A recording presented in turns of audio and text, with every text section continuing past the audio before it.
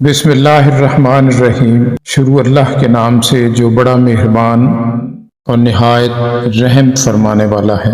بلغ العلا بکمالہ کشف الدجی بجمالہ حسنت جمیع خصالہ صلو علیہ وآلہ۔ حضرت واصف علی واصف صاحب ایک محفل میں گفتگو فرما رہے تھے اور موضوع تھا یکسوئی کیا ہے۔ یکسوئی کا مطلب یہ ہے ایسا خیال جو باقی خیالوں سے بے نیاز کر دے۔ اگر آپ عبادت کر رہے ہیں تو عبادت کے علاوہ سب چیزوں سے بے نیاز ہو جانا، حتیٰ کہ کسی بات کا سوال ہی نہ کریں تو یہ یکسوئی ہے۔ یکسوئی کا معنی اس اللہ کی طرف رجوع کرنا ہے، جیسے پنہارن کرتی ہے کہ گھڑے بھر کر لاتی ہے، گھڑا نہیں ٹوٹتا حالانکہ باتیں کرتی جا رہی ہے۔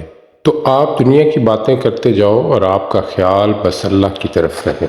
کسی وقت بھی آواز آ سکتی ہے کہ چلو، کیونکہ آپ کا کام تمام ہو گیا ہے۔ آپ اس وقت یہ نہ کہنا ابھی میں نے خط لکھنا ہے، چابیاں دینی ہے۔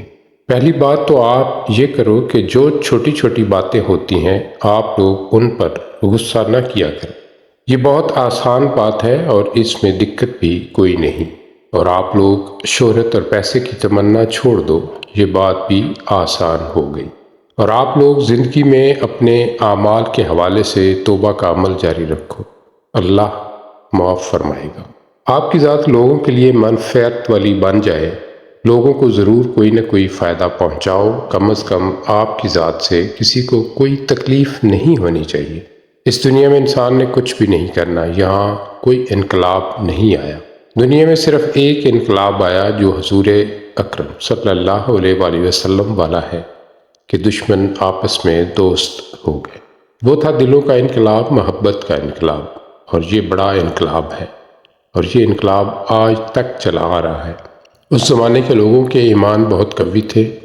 میں ایک لحاظ سے کہتا ہوں کہ آج کے لوگوں کے ایمان بڑے قوی ہیں، کیونکہ وہ لوگ تو حضور اکرم صلی اللہ علیہ وآلہ وسلم کے پاس رہتے تھے، لیکن ہم 14 صدیوں دور ہیں اور پھر بھی اس تذکرے میں رہتے ہیں۔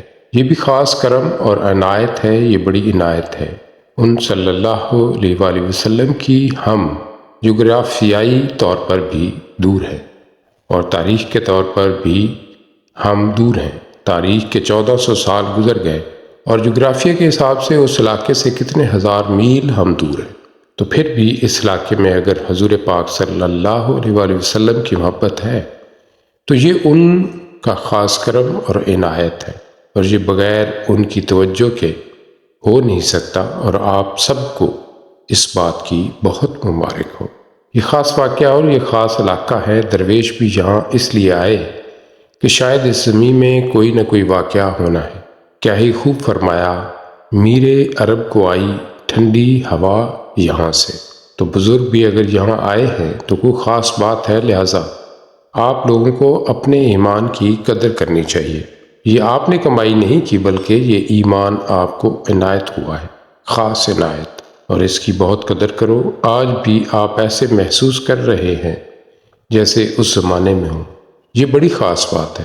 اندازہ لگاؤ کہ ایسا سماج بنا ہے کہ پیسے نہ ہوں تو شادی نہیں ہوتی، اور اس سماج میں جائز کام کرنے کے لیے بھی ناجائز ذریعہ اختیار کرنا پڑتا ہے۔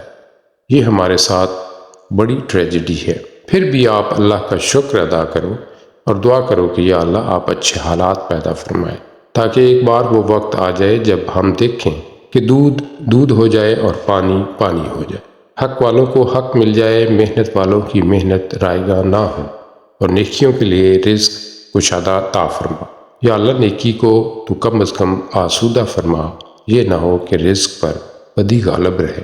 دعا کرو کہ سچے لوگوں کے پاس رزق ہو اور دل والوں کے پاس ہو، ان کی دنیا بہتر ہو جائے۔